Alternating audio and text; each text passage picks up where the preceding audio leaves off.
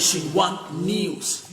Nonsia Bo Adeshimai Ma me Mamunina Chi Vision 1 93.5 FM so and a light television a brasso say Anopa Nonsia Kasi Bo Ayabo Buano Ewo Anopa Kanea Jumedi Eswono Mede Ebesomo Kasi Boy Efri ye main studio sa Ewo St. John's Yeni St. John's Grammar Senior High School no ena edi enhwenimu Unity House Abrosan Kesiemo Eho ena Yebutuo Asante Mantemo Yenuanamo Light FM 94.9 Ada romanti kasiye no etwagu ewo ho sanso ena wokọ ahafo mantem no emu a Bechem FM 106.3 nso ada roma wo matama madehia ewo ho atoa peti ba bia a wo mu etie www.vision1fm.com nso yaboaboa nsem ni bibire anu gu ho a wo benya ibi akenkan Facebook eye Vision 1 93.5 FM ena afin so light TV GH like a page no na share na maunia so enya bi enhwe ja wo comment no to ase man go day ene na pamfo yahoboa wo mde agodie mu ensemo ebeto akase bone so de amaye wo bekin kan wo comment ni nyina de amawo ansana wo masori afri wo mudwumadie no eso Anopai ensemu amede ebremonia ebedi emu akotene ebi ene se enra mampene His Excellency John Dramani Mahama wone ensemtwerofo edi enkomo wo ba abamu bosome enwotwe a wadie no enema waye ne wo ba beye ene enema bi a egu akwan mu a wo beye ama wo man no enya eso emfaso ensemtwerofo nso enya akwan ebisa no eye ensem na yebekwa akopie mu ewo sampa na mentime ho asi ama sesi yi nipa baako atoa nananom ewo ensiedo na nsema hodo a apie ewu mu no yede eba abesomo sanso ena chese prosi adwumaku no ede enkrata apie dwa akasa ede afania asie ewo sampa no eho nsempi eka we ho ena nopai maboaboa no a mede ebesomo se anopa nonsia kasebo ewo Vision 1 93.5 FM ne light television yenuanom light FM 94.9 na Bechem FM 106.3 so afa amadehia ewo asante mantemu ena afen so ahafo mantemu etie kasiye no ebi anopai me amagibra me bekenkan kasiye bono amawo midin ede kwabena esuman ekoko afei yenye brei kasiye bono ni nkyerɛkyerɛmu ankasa enie 93.5 Yeshasiye edi free mampene His Excellency John Dramani Mahama na kache na enra wone ensemtwerofo edi enkomo ewo woman yimu pa na ne nyina eyese Ghanafoɔ ayafia etwamu abatoa yekoye ekoto ababum ema no se wonsan emeye womampeni ebiemu no wode tudwa ese wobetena akonwa so adwumadie bia wobedie no wonyi ensemtwerofo emfirimu wone ensemtwerofo bedi nkomo edi ato manim enema wo baaye no waye ene enema hodo a egu akwan mu a wo ba beye ama wo man no enya eso emfaso enuti enura abankesie mu ene woto nsa efre nsemtwerofo ese momrai na bosome enwotwe a mama betena akonwa so no enema bi amaye no memfa entu manim se ne be ya monsu mubehu adwuma mebo na madi ho adanse ade akire timamufuo ensam de mampani ebobo bebre no a eso na mampani ade tudwa se ansana yebeto aba ewa fie twam December bosome mu abrana womo ebo entoa eka womo ensam a Ghanafoɔ enyina so entoa ba ema womo no na opposition amanyuku no anase sabre na womo ena na ewo aban mu na womo eka se ma womo enkotoa ba ema mampani His Excellency John Dramani Mahama ene ni NDC aban esanse se Ghanafoɔ bomusuo ekoto aba ede mampani His Excellency John Dramani Mahama ene ni NDC aban na se womo ebetena akonwa no eso a sabre MPP amanyuku no womo kire se womo na womo di free SHS ebae na nsana womo di free SHS eba beba no womo nsemu ana womo eka no na NDC amanyuku no ade tuja se womo nim na womo koto aba no a mampani His Excellency John Dramani Mahama ba wo ba betwa free SHS no a womo ade aba no emu esanse womo ene de baaye womo enenim sene wom betumi ehunu afa kwan a womo de ebefa so a free SHS no ebetumi agina na adimu na womo ekire ye se Ghanafoɔ ebehu se ampa wɔn wɔ gyidie wɔ free SHS no emu a ɛyɛ wɔn NPP amanyɔkuo no ɛna ebetumi abɔ ɛho ban ɛso mampanin His Excellency John Dramani Mahama ɛde tu dwa sɛ wɔn kan sɛ ɛnyade a free SHS no wɔn betwa mu ɛnɛ na wɔn betwa mu ɔkyena opposition amanyɔkuo NPP no ɛneɛ kyerɛ sɛ ɛyɛ propaganda ɛna wɔn ɛyɛ na wɔsi ɛnɛ yi a Ghanafoɔ ɛnya gyidie ɛwɔ wɔn mu a wɔn to aba ɛde ma wɔn a wɔn aba abɛtena akonnwa no ɛsoɔ no free SHS no ɛnyade a wɔn atwam wɔn ntwa mu na wɔn ɛbaa yɛn mpo ɛna wɔn aba abɛhyɛ emu kena a kyerɛ sɛ ɛtintim sika a wɔn de ahyɛ mu no ɛnyɛ sika ketewa koraa na mampanin ɛkasa no yɛntie sɛnea wɔkyerɛkyerɛ ne nsɛm no emu. To the widespread misinformation that was circulated before December 7th, 2024, the free SHS policy has not only been maintained, indeed it has been strengthened. We've made the highest budgetary allocation in the history of the policy as at now. A staggering 3.5 billion Ghana cedis has been dedicated to the free SHS. We understand that access without quality is inadequate, and that's why we're implementing the decentralization of feeding policy to allow the management of schools to make their own feeding arrangements. Na mampani ɛsan ɛtoa so ɛsɛ abra na wɔbɔ ntoa ne nsɛm baako a wɔsan ɛde to dwa ɛyɛ 24-hour economy sɛnea ɛbɛyɛ a yɛsikasɛm no ɛbɛtumi agyina abrane na wɔsi ɛnɛyi ɛneɛ wɔbaayɛ wɔne ne cabinet ahyia ama 24-hour economy ɛho nkɔmmɔ no wɔn adi ama 24-hour economy authority bill wɔn adi ho nkɔmmɔ nyinaa wie nneɛma a ɛwɔ sɛ wɔn ɛmfa nhyehyɛ mu nyinaa wɔn de ahyehyɛ mu ama cabinet ɛde n'ani abɔ mu bi ama wɔn ahu sɛ ampa sɛ ɛhyɛ aseɛ sɛ ɛyɛ adwuma ɛyade a ebetumi aboa wɔman no ama yɛsikasɛm agyina yɛn to ɔsi enei cabinet agye ato mu ɛsɛ 24-hour economy authority bill no ɛwɔ sɛ ɛyɛ adwuma ɛno nti aka sɛ wɔn de bɛkɔ akɔpie mu ɛwɔ wɔn yi mmarahyɛ bedwafie na wɔn adi ho nkɔmɔ na wɔn agye ato mu na aba abɛpie mu wɔ mampanin wɔn nso ne nsɛm de ne nsa ahyɛ aseɛ na aba abɛyɛ mmara yɛntie no. Ghana's productivity through bold job creating initiatives. And one of the most transformative among them is our 24-hour economy initiative, a policy that is designed to boost micro and small and medium enterprise, modernize agriculture, and expand employment opportunities across key sectors. This initiative is not just about keeping the lights on longer, it is about unlocking new shifts of productivity, widening access to jobs, and building a resilient, inclusive economy that works for all. Only yesterday, Cabinet approved for onward submission to Parliament the 24-hour authority bill. Already we're seeing key institutions take the lead in actualizing the 24-hour economy vision. The Ghana Publishing Company has transitioned to a full 24-hour operation. The Passport Office and Ghana's foreign missions have also rolled out round-the-clock services to expedite passport processing and improve service delivery. At our ports, both Tema and Takrady are now operating 24 hours to boost trade efficiency and reduce congestion. To guarantee safety within this evolving ecosystem, a dedicated 24-hour economy policing secretariat has been established in the Ministry of Interior to provide continuous security support across the country. These bold steps signal a clear national commitment to building a resilient Mampani His Excellency John Dramani Mahama ɛtoa soɔ ɛsɛ wabai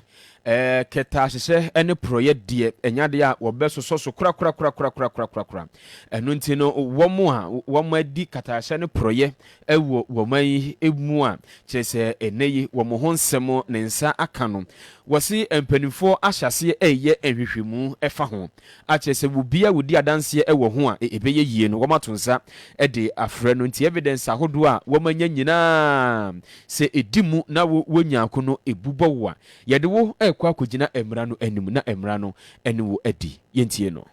Investigations are ongoing into the African Cup of Nations case, the March set case, and approximately 20 other cases currently.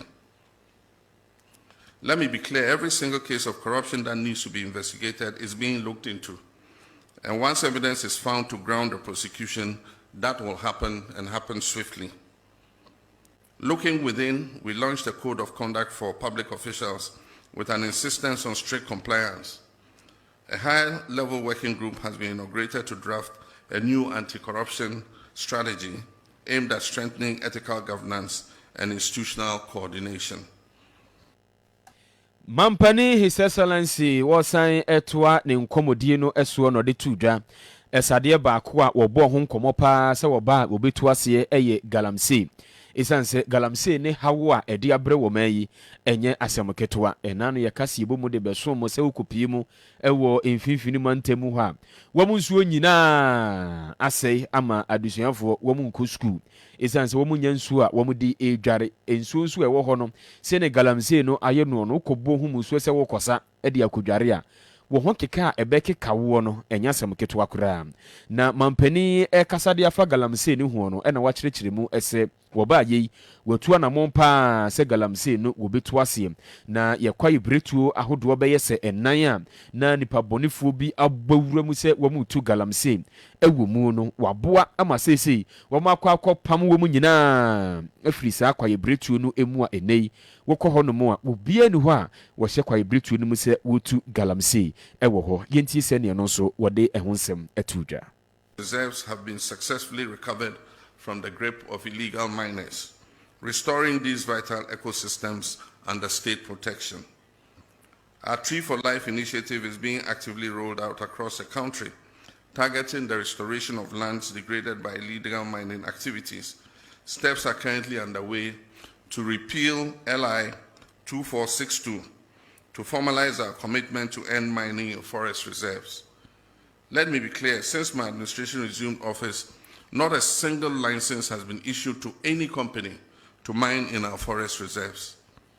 The repeal of LI 2462 is therefore intended just to crystallize in law what we have already demonstrated in practice, which is our commitment to protect these forest reserves.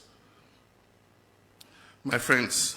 I understand that public accountability and the recovery of looted state resources are at the top of your expectations from my government.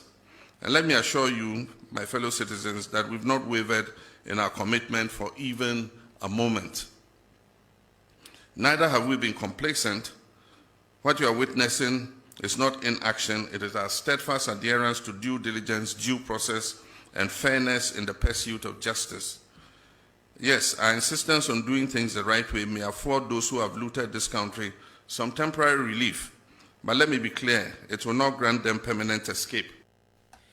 Na galamsey nsensem eho no wasan di tudwa ese saa emfidi mumunutum a womde ewurawura asase ne yemo ekotu galamsey no wohwese ne na yekra eba woman mu a na eha dwendodo na sesei no wose womde nhyehyeye agu akwan mu a saa emfidi mumunutum ti se excavator ne yekeka ho a womde ekowura ekwa ibretuo ni mu se womo edi kotu galamsey no ene womde nhyehyeye agu akwan mu ene wunya ba na ye de license aboho na ye de tracker bi abɔ ho nti afidie no baabi a wode kɔ no obehu sɛ empanimfo ebehu sɛ ye galamsey na wodi kotu a ye behu esanse ye register na tracker ɛwɔ ho nti wo a afidie no ɛyɛ wode ya no ye behu din ɛsɛ saa afidie wi bu onipa asumasi wo na wokra ɛba wa man mu a enei akɔhyɛ kwa ibretuo we mu sɛ ɛkɔ akutu galamsey ɛwɔ hɔ no mu tie ne ye ba wo so a na ye ba wo so aba abɛkyew wasi we nyina ye nhyehyɛ ya wo mu di gu akwa mu sɛ galamsey ko no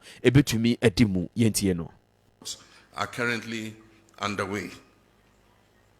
In collaboration with the Ministry of Transport, the Ministry of Finance, GRA Customs Division, and the Ports and Harbours Authority, we've instituted a system for the proactive tracking of all imported excavators and earth-moving equipment from the port of entry. 1,200 excavators are going through the permitting process from the Transport Ministry, clearance from Customs registration with DVLA, and tracking at the Minerals Commission. So far, we've registered 1,015 earth-moving and mining equipment. 647 have been registered and fitted with tracking devices. There are an additional 600 equipment at the port awaiting clearance. An additional 350 tracking devices are expected by September 12, 2025 to enhance this monitoring effort. Mampeni His Excellency John Dramani Mahama esan to aso sɛ wɔbɛtena akonnwa yi ɛsoɔ no ɛnneɛma pa wɔde agu akwan mu nti sɛne yɛsi kasɛm agyina yie no nanka ɛwɔ sɛ ɛneɛ wɔkɔ akɔbɔ besia wɔkɔ ama ahodoɔ so akɔ akɔyɛ lalasu lala ɛkɔ akɔpa kyɛw mumua me sika na memfa mɛyɛ wɔman no ɛyie ɛnso ɔsi daabi wɔbaa yɛ yi wɔnyɛ saa adeɛ no korakora ɛnhyehyɛeɛ pa a wɔde agu akwan mu no aboa ama yɛsi kasɛm no agyina yie a seesei yɛmfo wiemhyɛn yɛnkɔ baabiara sɛ yɛkɔ wɔn hɔ mmoa sɛ wɔn mmɛboa wɔman no wɔ sikasɛm mu nti wɔsɛ ghanafoɔ mmoa no na sɛnea wɔde wɔman no ɛrekɔ no bɔhyɛhyɛ ase no soɔ no yɛn nyinaa yɛbɛtumi akɔ akɔduru hɔ yɛntie no. Happy with the outcomes of the reforms that we have been implementing in the economy, and we have survived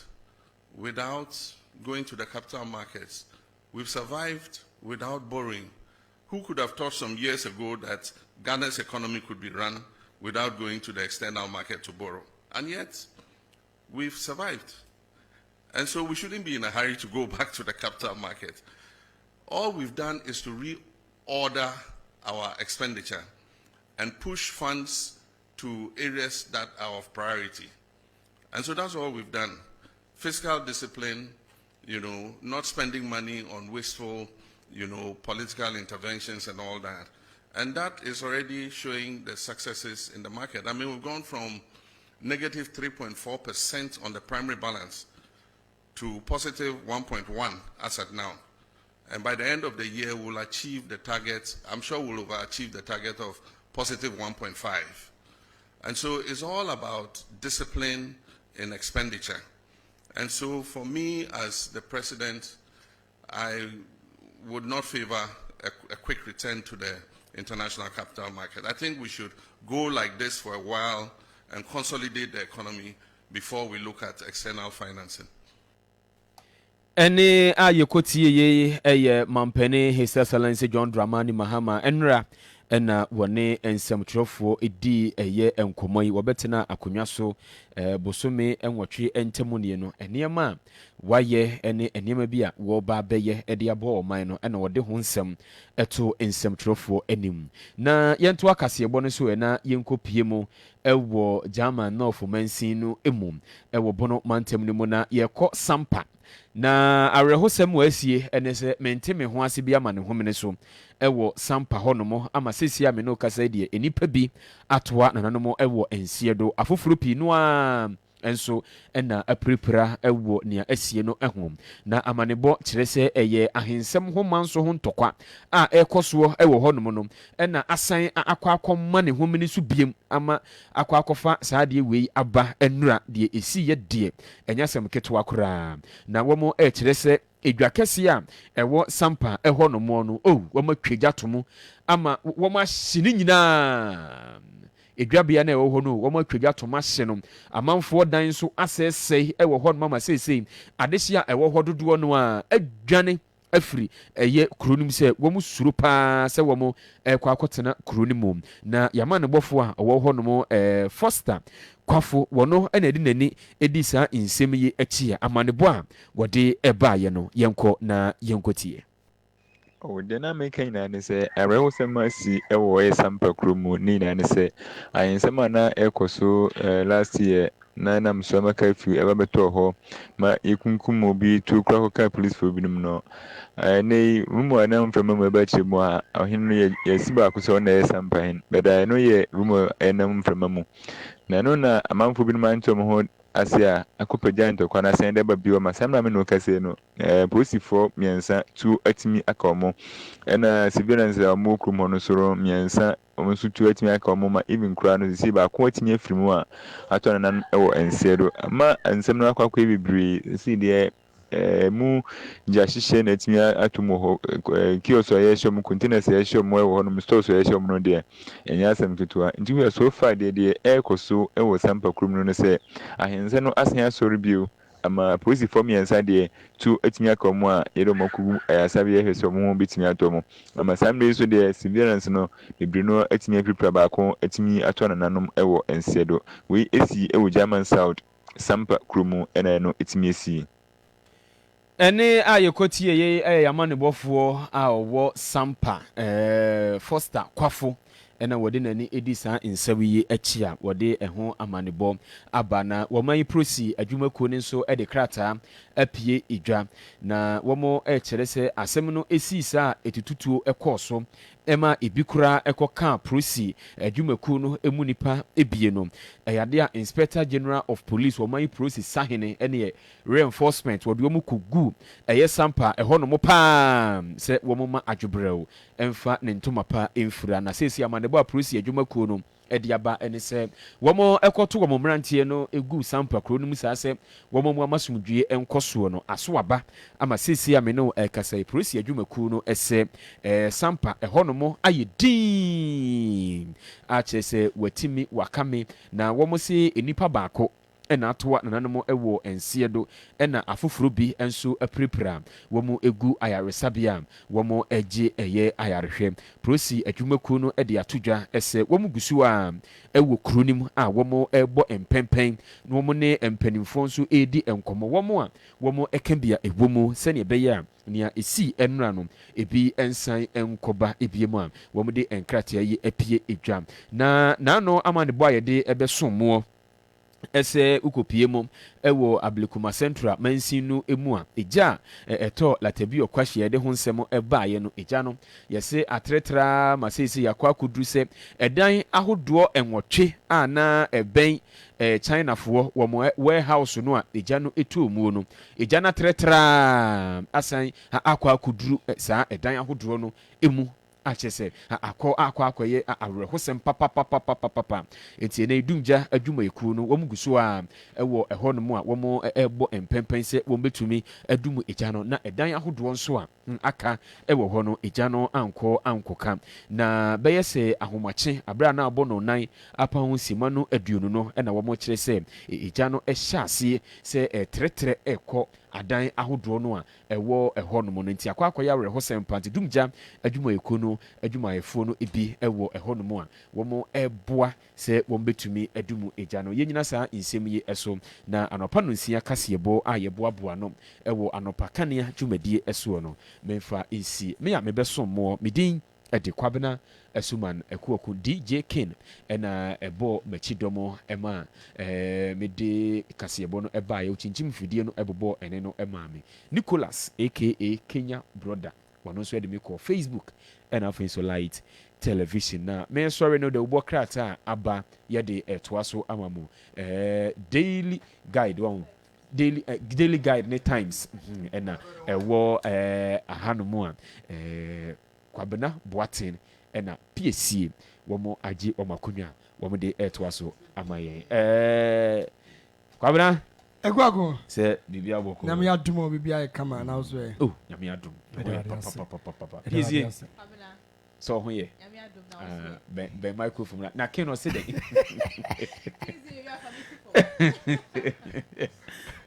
Padisi as Padisi Padisi o say ono nso wo ho say bibi abɔkɔ oh me ho ye papa ai say ɛnura man panin sɛ munya bi tie ye deɛ na wo hwɛ ni mo kan wo ho ana kwa bena o me deɛ ɔkan ni nyina ɔkan bi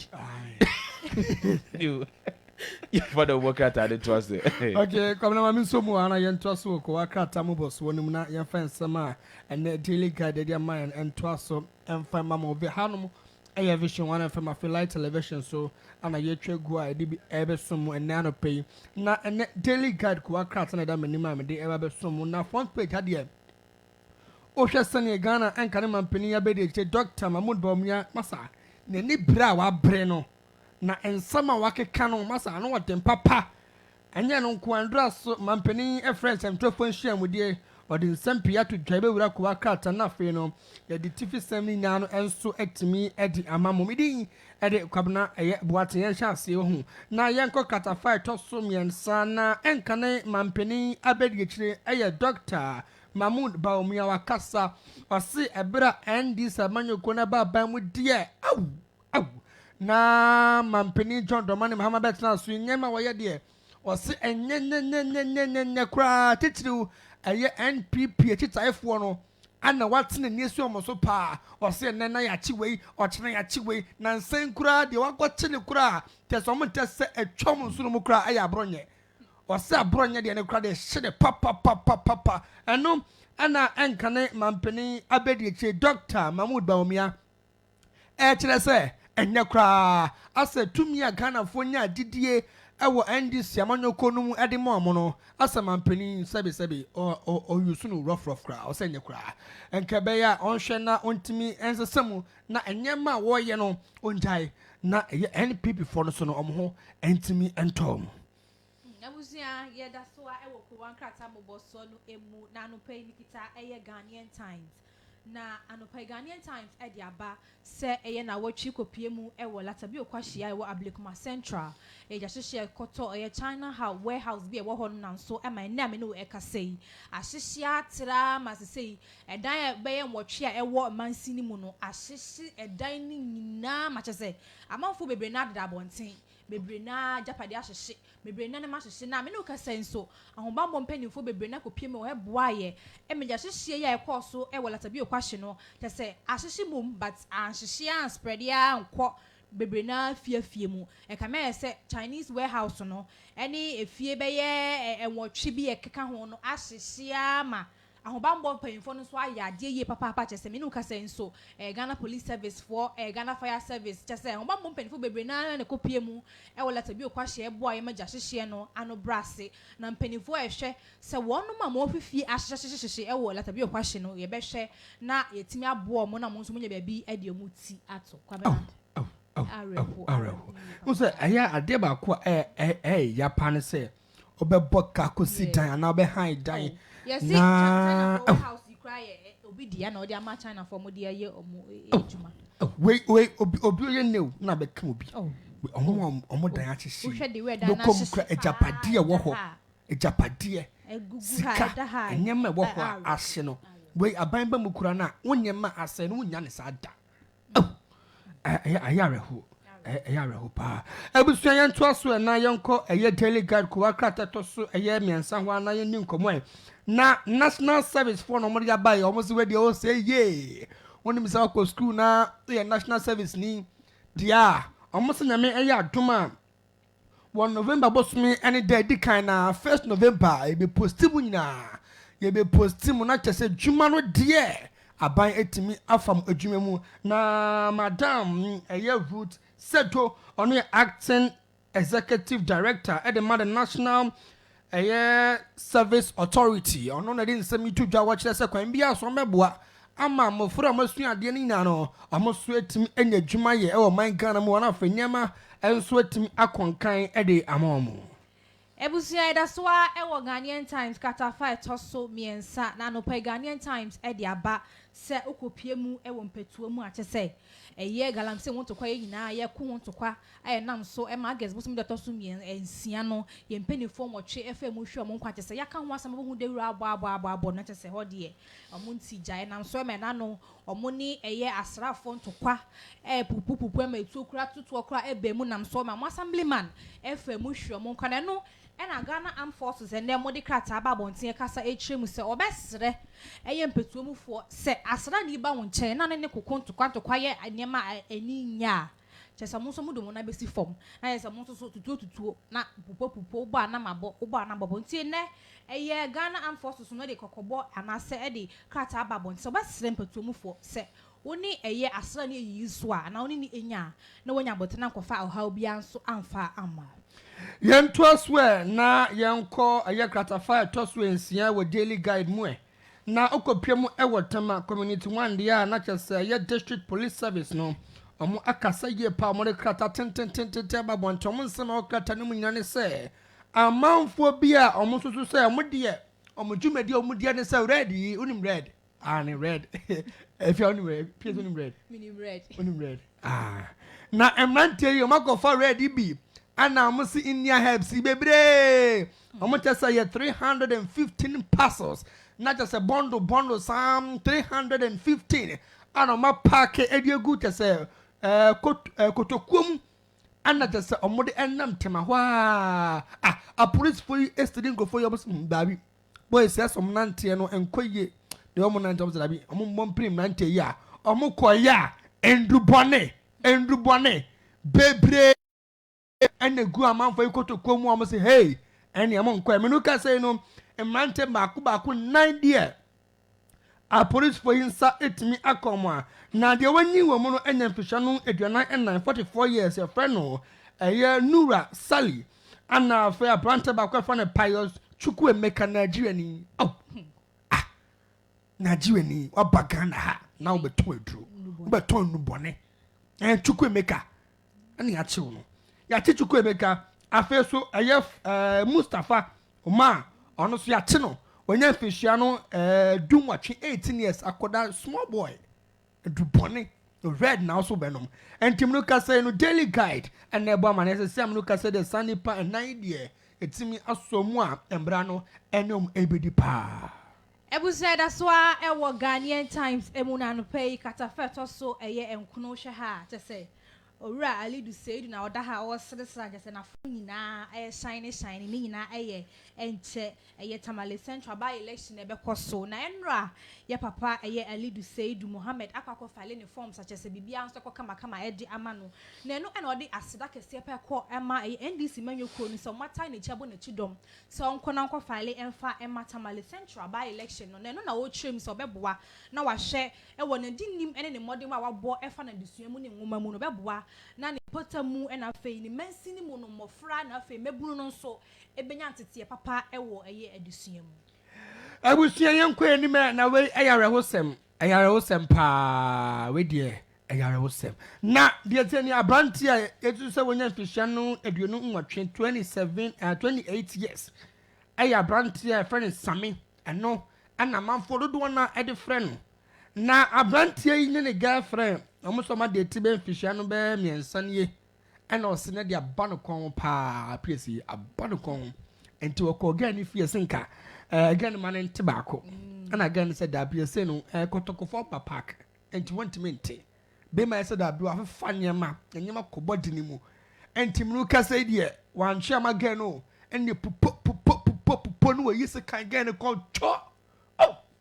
or the se kan ya wo gani se cho eku gani no ya na krata no ekle se abrantie no ebere odi se kan no bo again no ohwa eni be nyan ono so no ho be che no nti na adwin se go be ku no ho na ebere ono madu bone no ono hu se da bi owo eya owo eya na osa koton ngoko ese wo bogu so enti obogu so na fe ehu be hia so be fe enti mnu ka se de abrantie no approach fu atimi akofo no na kwayaresa bia sisi amnu ka se no krata no kese wo ye na emom no etebia mu odempa mo hwe no se kwambia so ehu betimi atona afo wa be chire mu de enti a otimi eku eye ne girlfriend no we ema no we wo be ko mu anu etuga ne fo atunifo se boy jano boy we on fa hwemre o jano na so me case kwa ne se wo hwe ya de na ba wo ko ho na wo ti hu jae no na wa twen sane girlfriend sane girlfriend o se guess ni wa no meduboni bi na on no wa chese wa fefa bi a we no wa fefa se red no craft frame wa fefa bi guess so ya mon kan kire mo bibia ba o shina se obi a na watwe mu de untimi nya hwe o na biti aba se ma ni bo ha o ma omo keni omo ka fo ni hu se ebia o so no so onya no na de ebia o na de mi wura yenko kwan so yenko na de we wa nti yenko wo hu na aye kama na bibi se ensi aya mo mom timetable no calendar na mo fa mom ebi munim no mo so mo steady ebusia da so a ewo Ghanaian Times kata feto so eye eduba ko na eye energy minister a no ene hwe eye ye ho ensiesie mu ena afei eba no eye ye yarehwe mu a ono ena oka ohwe ho ye papa oye Dr. Kwabena Minta Akando ono ena oye health minister edima na nei okwakopie mu ewo Ganof eye municipality a wo hwe aboa ama ye ho bambo nsem ena afei eba no eye ye ho siesie mu ene yarehwe mu ne yaresabie mu obeboa na wa hye na bibia nso etima kokama na nei eye Dr. Kwabena Minta Akando enra kopie mu ewo Ganof aboa ama ye hospital bill si eye anesthesia machines ECG machines waboa se omonje na omfa mboa na afi hobanbon nsem na afi ya pomodi mu nsem so ebetimi akobrane na eno so aboa na onu etwem a emre bi etwem kopie mu e wo ga north mensini mu ohye se de hospital mu ho niema enkoyie ohye omo ayarehwe mu de we a amanfo fa so gya ayarehwe na eni enyan tende yi wakwakoboa omo e de esika twitwide ne eye 1.5 million e de ama omo so omonje na omo fa mboa na ahomba bonsem so entimi enkobrane Ebusua yanto aso wa daily guide mu na yenkopia mu ewo manso aboabo au arefo na imra assemblyman woko na ayasrafo ibi ko ho ne ayetimamufo yi na pupo wetu na weyato na assemblyman yi ko esinka okobo na brobro ye ene papa yetimi aba na soja fo ipege to ya panyan oboni tugo wakunu asrafo yetimi ampo assemblyman yi to pa nanu ana mebu no mo manso kire se omo ntena ho sabi emma asrani embeji omuni pen from some center mo ne asrafo no ende enye easy ende wetu na weyato sa ena me no kasei nana owo manso aboabo potemu nana akwesi okasa ede kire mebu ni se omo emma brobro ye emra na afa mo nkoma entom ye na atentene dia omepe ede ama assemblyman no Ebuse da soa e wa Ghanaian Times kata 5 to so edu baako na no pe Ghanaian Times e di aba se Ghana ha se ba no wono mo yare adwum yare pa mo nam so afa agye o mankasa e kra e di from nsa afi mu nko a na fini nkwawe ye nkwane pa makomako 175 e na tese nam adwum yare eni nema ekoso e ba ne mental health na ade mafa mu e di ahwe mo nkwana tese 175 ene na yewura Dr. Ejin K Donkuye a ono na oye mental health authority wo my Ghana mu ha se etrim se so bi yare adwemu yare ana se niema ekoso efa asetena mu sikasemu na adade a mesrew na wako bi nchena na kasa na aboa na se de ye ya yankasa ye gi ye krade afi ensem adoso wo my Ghana mu ha yi papa Ebusuafo yenina ha na yemfa ko bakrata mboso ni na NC wahu na yenjam emama gode atena sedada entino gode before ba mu kran ma mentia ma mi won de bi oso flow life sports ndi o fili papa eno mami Julus kitchen I say de bia wetie mo pa enti ma mentia no ewa na bibia so entimi enye kama enti man gode atena se entino if I sports ni mo ma won say coach akasa I say World Cup no Ghana nyanko you I say we are not there yet at the World Cup just say the Ghana for dream be dia grana na do qualify asa am for passport too so o can be saying so on case yen qualify o say yen qualify so the case be qualify na case be qualify na nya rehemu say your passport na ya na betim de tu kwan ye we headline na waka no o da bi so o the headline be say ba okay mu no say den say there wa cheche obi hu ade we ya na bom bebu nti say hu kra ana won so nti esa no tu kwa say o kan ana say wura mu wie headline de ukofa headline kwa na de ye dia and it's true as mo ka say yen qualify and dey no nti o ka say yen qualify ba yen qualify me boa ana o nyini say be qualify ya be ko bi edun de be ko Ghana be ko yeah mate mama no wase na me to so enfa free okay enti eno kwabran anafi PSA ana mote omonka se omode the worker temperature mu no de ebeso magude mu nsem ana braso se de toaso de mamo Anopa Kanea jumadi ni so live television ana vision 103.5 FM sendem doso yepa onum se the sports and recreation minister honorable Kofi Adams ekodin komo after say the Black Stars of Ghana yeni malibo game ni wie no papa no eno ada ekotena city enso ati inkomo bebrebe nsem ben ana papa no de atodwa Asante Koroko eno ada onum se Otega Mo fans edi kan de brem sa Asante Koroko enso ati enya partnership deal bi nene besa atimu ebiem nya wo pe enya partnership deal clubs no guso a enso enya sponsorship a enso edi ho ma bibia etimi ekoye se de be season start se kima na bibia ebetimi akoye enso etimi edi amamuntu we ene nsem na hodo bebrebe ana ya bobo na edi besomo enso Anopa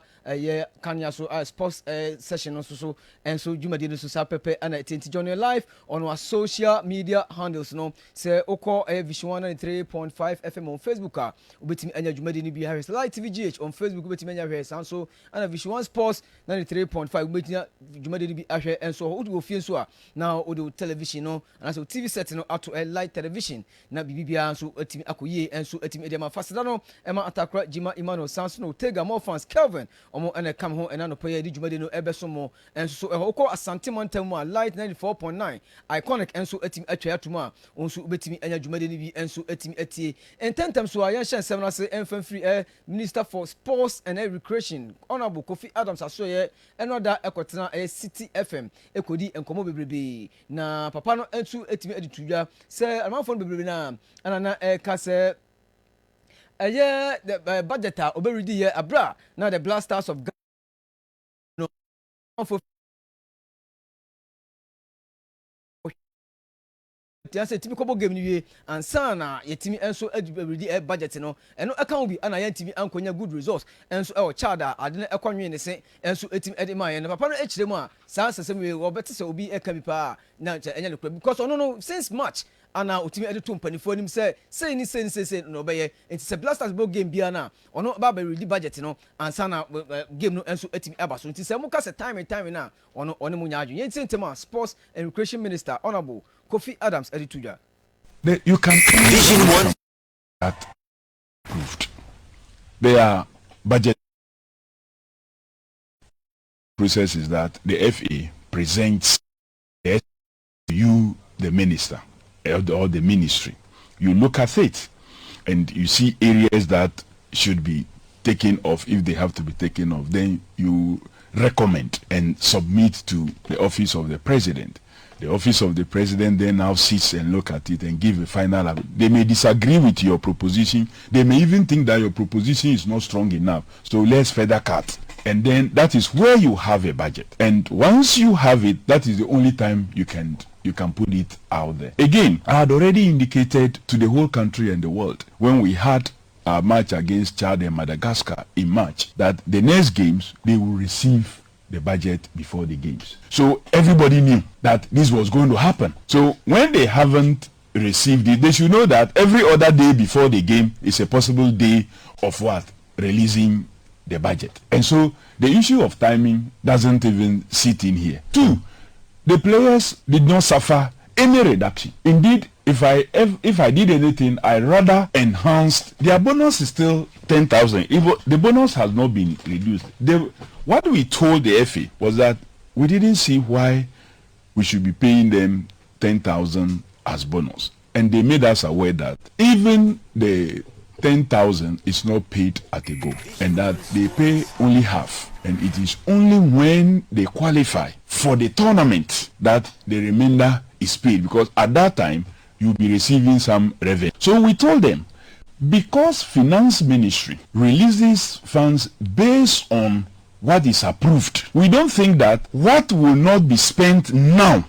should be part of the budget. So for example, if you put there that 10,000 players will receive 10,000 and you multiply that by 26 and you put the total figure there, the coach will receive this, you put the figure there, this one will receive, you put the 100% figure there, and that 100% figures get approved. The letter that will go to Finance Ministry to release money will be 100% of those bonuses. The Finance Minister doesn't sit at the negotiation table, so he will release based on what? The approval letter from the office of the president. So he releases to you, the Minister for Sports and Recreation, 10,000 per player, when in actual sense you have approval only to spend 5,000. What happens to the remaining 5,000? If care is not taken, ways are found to spend that money on other things other than what it is meant for. So President Mohammed's government says that in order to cut off possible areas of corruption, only present what is due now. But when we look for the money, so in this case, as we prepare for the 2026 budget, we will factor in all should not be there. And that conversation we will continue to have. And we will have even a bigger conversation after these qualifying phases. And we've made the FA aware of this, and we are clear in our mind that after the qualification stage, we will have to sit and look at a number of things that will have to change. It looked much more to me that people were not so much interested at the time of negotiating some of these things. But that is not the case now. At the level of the presidency, there's a lot of interest. And at the level of the minister, there's a lot of interest in how we spend our monies. I won't begrudge those who say that they feel some other areas needed to be cut. There are some who even feel that we shouldn't fly these players on business class ticket. We should do economy. That I have defended because it's quite tough when you are involved in that industry. Look, some players will play at the club level. Maybe they will play Saturday, knocked and have some injuries even. Then and you expect them to fly the same evening or sometimes the next morning in economy to fold their legs. When you expect some of them immediately they land at the airport, they are moving straight to the training pitch because you have very limited time. So that will not be fair. Two, they are going into an area where you don't have a direct maybe flights from your country going there. So you have to charter. When you are chartering a flight, you don't determine how much it will cost. It's a standard level that you have to pay. Per diems have been negotiated and agreed. And these per diems, or what was described in the Justice Jamefe Commission report as night inconvenience allowance or something, is so properly captured and laid in there. And they have even looked at why should go to the junior side, why should go to the senior side, and that recommended figure in the Justice Jamefe Commission of $150 for the players is what has been kept over this period. So I don't think that per diem to the players is wrong. But in that same recommendation, per diem for officials was also supposed to be 150. But that has jumped now to 200. And I have a problem with that. And I think that we would have to look into that. The per diems must be equal for all of them. Since they are all going the same time, staying in the same environment, the same hotel, eating from the same space and returning from the same time, I think that per diem must be equal. So in future negotiations with per diems, we would have to look to equal those things. And so in Chema Sports and Recreation Minister, Honorable Kofi Adams, and so Etimi Edebremo, was so Egusu Etie Hit1, Anopa Kanea Juma Deniso, Vision 103.5 FM, Light 94.9, Kumasi Sanso, and a light television, so and so Honorian Toso, and so Honorable Aso Kofi Adams, Aso, now Honorable Edia to say, in fact, so Okase or impressed pa, and as in the Nije. Utuado performance are ordered the Edema the Blasters of Ghana. Nese Onim the Juma, Enten Chilmoa or the Bay. We are interested in what the coach does, his performance and everything. We are interested. Are you impressed with what you've seen so far? Let me tell you that national teams that today, after game 8, are very comfortable that they are going to the World Cup. As I sit here, very soon, AFCON will start in Morocco. Is Ghana going to be there? No. We watch on TV. We have not qualified for the World Cup yet. We still need a win and a minimum draw to comfortably say that as far as our group is concerned, nobody can upstage or overtake us. Even if they score 1,000 goals, even if they score 1,000 goals. So we are not sitting in a comfortable space at all. So if I tell you that I am impressed, then it means that I don't know my job. I am not. There's a lot of room for improvement. And when you meet the coach himself, he tells you that he feels he got this one, not he takes blame for this, he takes blame for that. He's identified this. But, well, people may ask, for how long will you continue to be doing for how long? Because you sometimes sit on tenterhooks. The last game like this, it was very hot. I have to be getting up. I got up like 3 times. And Sports and Recreation Minister, Nkoma, also Etimedijana, former majority leader, Osei Che Mensabonsu, also they to just say, even say Otuadum Po, Etimedi Ghana, qualify for World Cup, or no, or GDA pass Otuado. And any council in performance at 1 man to at Friday a World Cup. So qualify crana as a penny for Unity near people for a media World Cup. I'm sure we are going to qualify. By qualify, we are. This is not a coach who can take us to the World Cup. He is not a coach who can take us to the World Cup. Period. ɛno ɛyɛ former majority leader ɔsɛ chairman sabos ne nkɔma otimi di gyan na ne ekobusa Kofi Adams or sports and recreation minister sɛ adwin bi bɛba sɛ ɔmbɛtimi asesa ɛ coach ɛfrɛ sɛ Otu Adwana. Vision One Sports. No, it's open. It's both way. The FA can call. You can also engage the FA, initiate a conversation around that. Except that at the end of the day, it's always good for all of you to move along. So the FA should be able to convince the ministry why a change. The ministry should be able to convince the FA why the change, so that we are moving together. Because in matters like this, if you don't handle it well, it can become negative. What it is that the ministry do not have a standing technical assessors. We do not have that. But we do have people that, for example, as a minister, you depend on, you rely on to be able to what? Help you in telling you what they think is not good as far as the entire team is concerned. And so I am Commerce, Sports and Recreation Minister, Honorable Kofi Adams, and so ultimately to Baba Mahama was we thought NDC was coming to stop Galamsey, but they are rather doing the worst. Aban Papa Abba Ampa, greetings to Mr. Oti Akenten, Obuasi East MPP constituency chairman, hopeful. And then there Slide Dumba, say good morning, watching you live from Kwabenya, Greater Accra, and I Slide Dumba, and then there watching Charles, I say hi bro, best sports show watching you live from Fanko Sportem taxi station. I say greetings to my friend Kujo Fanko Barrier, Some and Master Atawoda Kotoko, all the way on the there so Kwaunteso, I say happy birthday to Yao Safo inside Accra, Abuso kind from so Kwaunteso, and also 18 Irish Yao Safo, happy birthday, Kwesi Odum, I say hello, good morning, Kwesi say bibia come there. Na ye call na say ye guso any honorable sports minister Mr. Honorable Kofi Adams edin komo na honorable de atudwa say aban no enso botai ne say nyame aduma dachi bia before say ne term ne beso no na otimi ase first time ne beba wiye no na otimi ase 50,000 capacity stadium enso Botema Sports Complex go yentie honorable nchiremu a ode we are looking to having a new stadium of that size around our Boteman space, because we want to elevate that whole place to like a sports city, sports village, where international clubs like they are doing now in Morocco and the rest can come and even camp and train there. So we add accommodation, we add everything. So in future, even when your Black Stars come, you will not see on our budget line accommodation anymore. But that we are working on a PPP arrangement. How long? What kind of time frame are you working with? Is this something you can do in this term, this Mohammed's first term? It's doable. It's doable. What capacity stadium are we looking at? We want to do a minimum of 50,000 in the Boteman. In the Boteman enclave. 50,000. You can finish it before 2028. We should be able to. We and so I am Commerce, Sports and Recreation Minister Honorable Kofi Adams and so a team any two yemfi ni enchemo the Ghana Football Association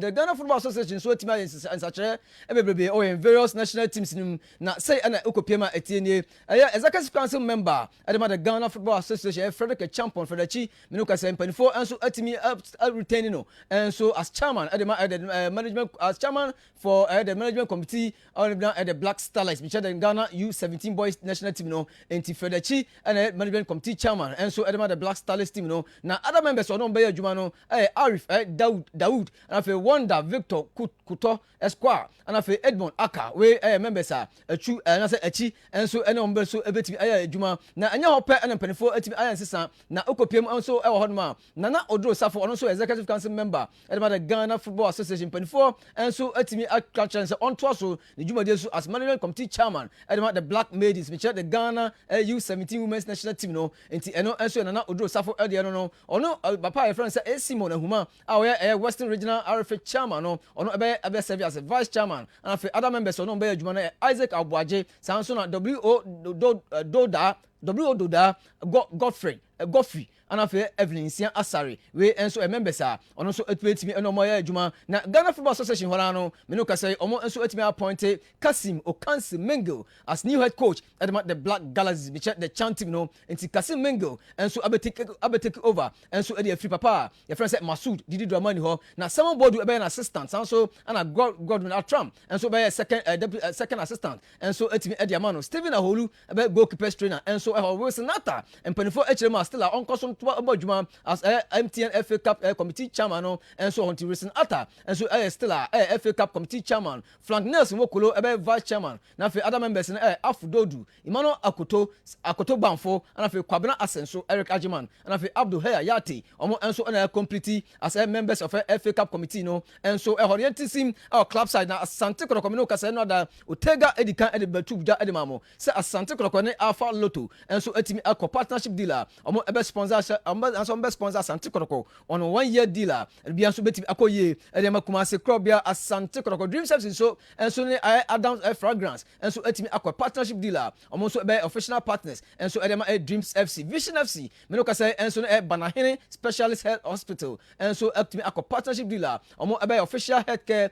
partner edema Tima your friend say Vision FC entieno enso ene the free hall mobile ye ho adwuma ede ama nyame adwuma Friday ana the Ghana Premier League no enso etimi ashase na empanifo echirema lunch no ebetimi abaso na president edema the Republic of Ghana John Dramani Mahama ono ebetimi abelanche tournament ana say season no na bibia enso etimi ede akoye wie pe na Stone Boy enso ebetimi abegina no perform ansa na game no ebetimi abaso abra has folk ene Ho United enso ede bo ni 7 pm na game no enso ebetimi abaso na sa game no nu say empanifo echirema about 3 pm and I say we 3 to 5 pm no empanifo ebetimi abie popular stand no e dey ama as a free until about 3 to 5 pm na so want me ankode a 5 no bo say kima empanifo ebetimi atum na bibia enso etimi akoye nyan say about 4 so a Catty Razor game betimi abaso abra the Black Starlights and Black Starlets and Auroras enso dey be ni 4 pm and game enso ebetimi abaso na empanifo enso etimi the gate fees no enso etimi aba pounds jema popular stand no 30 Ghana cedis center line no 50 Ghana cedis also and a loyal VIP no 100 Ghana cedis upper VIP 150 Ghana cedis and VVIP no 200 Ghana cedis na Didi Dramani and any didn't come say Friday una nyame aduma obo game no and so against Ho United na yebusa na say no team na nkasa say and esifa efa say na team no esifa ejelefa and say ade ba ko a na ni agipa say ubo team no say ya unhu say old players ni unhu say new players ni team bonding no efa ema ni yepa yente Didi Dramani. They have always been and it's a very organized side. It's a side that has really put in, a lot in the Division 1. They come with. I think the most important thing is to see how players and staff are bonding. I think the aspect of bonding in terms of the culture that we have instituted and the team philosophy that we try to introduce and try to enhance our practices was most welcoming, and this is an area that really endears my heart. Bonding is one thing that we really cherish. We try to do so many aspects that will help us to try to find the bonding. Now it's difficult for you to know who is a new player and who is an older player. All that we have is we have Hasselhoff technical staff base. Eno Masoud Didi Dramani nkoma otimi enso etimi edija enso no to aso kire mu se no omo target pa this is say ombe compete or the competitions are ombe body nyina normal compete ni yentie nsema Didi editura. I think that our goal is to try to compete adversely in all the competitions across the structure of our football in Ghana. And so going in the early season against Ho United tells that we need to package ourselves strongly and stay consistent and more sustainable in terms of all the competitions of the year. And head coach Adema Hasselhoff Masoud Didi Dramani nkoma onto etimedija bless matter Israel. I say good morning Gordon. It's another new day and glory be to God for our lives. Watching you live inside airport residential area. Kofi Annan Street and also Vision One Sports no size I know bless Mate Israel so for there on also ultimate but Daniel Saki also good morning bro watching live from East Legon men pass and Daniel Saki Eden Diaba Emmanuel Paul good morning to you guys. Trust you guys are doing great this morning watching live from Etema. Keep up with the good work for Ghana Sports. My greetings to Madam Yanyan, CEO of Center Tech Ghana Limited, and Emmanuel Paul Eden Diaba, the legendary Panka. Also good morning senior man Gode monitoring the show live from afar. Greetings to you and the crew. Great job Anna and also Eden Diaba and so Etimi Diaba. Daniel say yes yes Daniel say we who dey every night yes also akọ na Ghana ye dwumade no enso etimi etoa so enso so etimi ede amamo fasida no ema atakra jima imano sanso na Otega more fans sanso na abrante friend say Kelvin and afi the iconic enso light 94.9 Asante Mantem enso ho no omo na kam ho a ede dwumade no enso ebetum ene enso anopai about 2 pm a ebe hia na the final lap dwumade no enso etimi ede amamo na nyame aduma memno de di animia ye nyina de ani enso kire we enso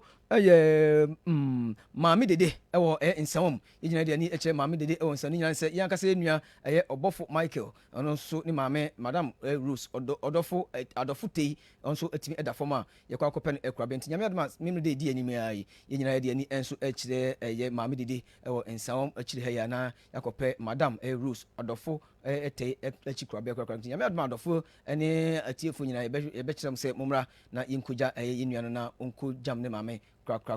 enso ho yeso soko na Ghana ye dwumadi no enso etimi ede abram yakrubia Chobai Bisiwano 93.5 Chobai Bisiwano